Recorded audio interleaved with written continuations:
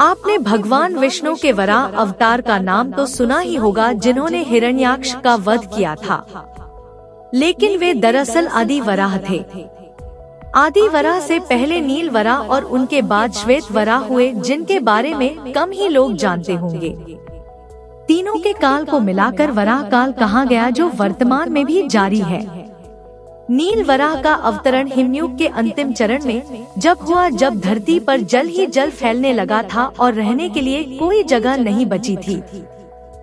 एक नील वराह काल। पाद्मकल्प के अंत के बाद महाप्रलय हुई। सूर्य के भीषण ताप के चलते धरती के सभी वन जंगल आदि सूख गए। समुद्र का जल भी जल गया। ज्वालामुखी फूट पड़े। सघन ताप के कारण सूखा हुआ जल वाष्प बनकर आकाश में मेघों के रूप में स्थिर होता गया। अंत में न रुकने वाली जल प्रलय का सिलसिला शुरू हुआ। चक्रवात उठने लगे और देखते ही देखते समस्त धरती जल में डूब गई। यह देख ब्रह्मा को चिंता होने लगी। तब उन्होंने जल में निवास करने वाले विष्णु का स्मरण किया और फिर विष्णु ने नील वराह रूप में प्रकट होकर इस धरती के कुछ हिस्से को जल से मुक्त किया। पुराणकार कहते हैं कि इस काल में महामानव नील वराह देव ने अपनी पत्नी नैना देवी के साथ अपनी संपूर्ण वराही सेना को प्रकट किया और धरती को जल से बचाने के लिए तीक्ष्ण दरातों, पात प्रहारों, फावड़ों और कुदालियों और गैतियों द्वारा धरती को समतल कर रहने लायक बनाया। इसके लिए उन्होंने पर्वतों का छेदन तथा गर्तों के पूरण हेतु मृत्तिका के टीलों को जल में डालकर भूमि को बड़े श्रम के साथ समतल करने का प्रयास किया। यह एक प्रकार का यज्ञ ही था, इसलिए नील वराह को यज्ञ वराह भी कहा गया। नील वराह के इस कार्य को आकाश के सभी देवदूत देख रहे थे। प्रलयकाल का जल उतर जाने के बाद भगवान के प्रयत्नों से अनेक सुगंधित वन और पुष्करिणी सरोवर निर्मित हुए। वृक्ष लताएं उगाईं और धरती पर फिर से हरियाली छा गई। संभवत इसी काल में मधु और कैटब का वध किया गया था। 2 आदि वराह। नील वराह कल्प के बाद आदि वराह कल्प शुरू हुआ। इस कल्प में भगवान विष्णु ने आदि वराह नाम से अवतार लिया।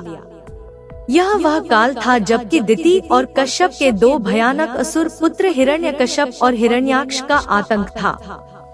दोनों को ही ब्रह्मा जी से वरदान मिला हुआ था। इस काल में हिमयुग समाप्ति की ओर चल रहा था। ऋषि कश्यप की सृष्टि में अर्थात उनके कुल के विस्तार के समय भगवान विष्णु ने आदि वराह का अवतार लिया। आदि वराह को कपिल वराह भी कहा गया है। वराह इसलिए कि उन्होंने वराह जाति में ही जन्म लिया था। उस काल में वराह अर्थात वन में रहने वाली जाति होती थी। शोधकर्ताओं के अनुसार कश्यप का क्षेत्र कैस्पियन सागर के पास से कश्मीर तक था। भगवान आदि वराह ने नील वराह के कार्य को ही आगे बढ़ाया था। हिरण्याक्ष का वध। ऋषि कश्यप का पुत्र हिरण्याक्ष का दक्षिण भारत पर राज था।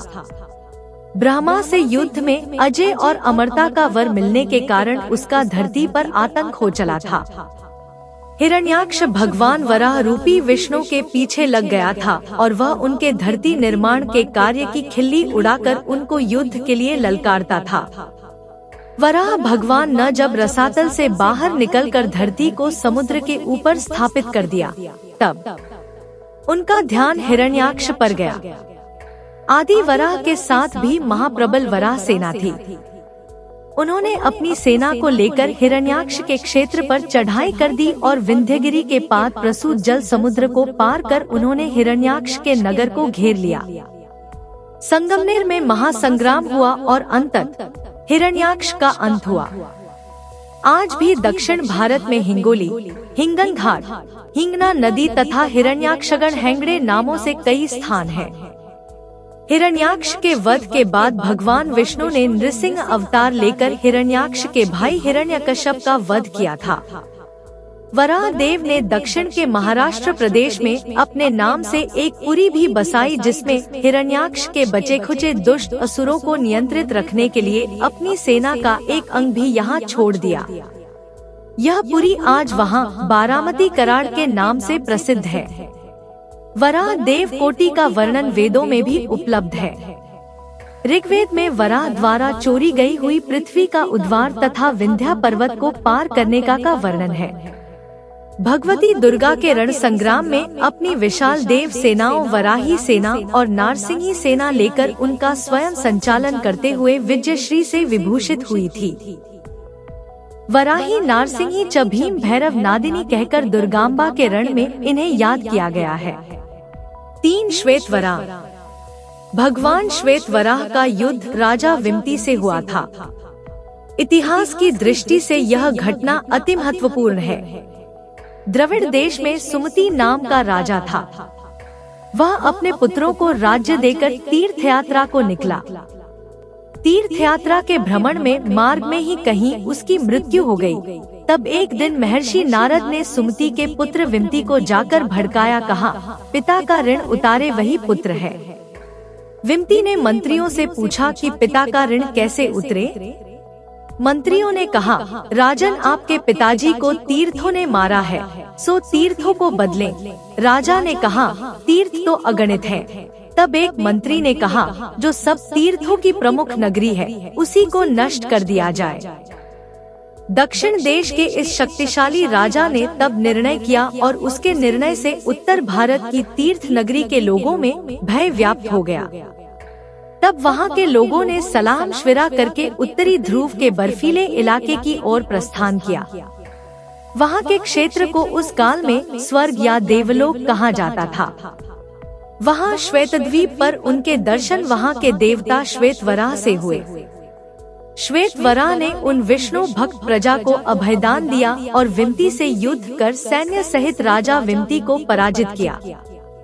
पुराणों की वंशावली के अनुसार सुमति जैन संप्रदाय के सुमतिनाथ तीर्थकर हैं और वे योगेश्वर ऋषभदेव के पौत्र तथा भरत के पुत्र हैं।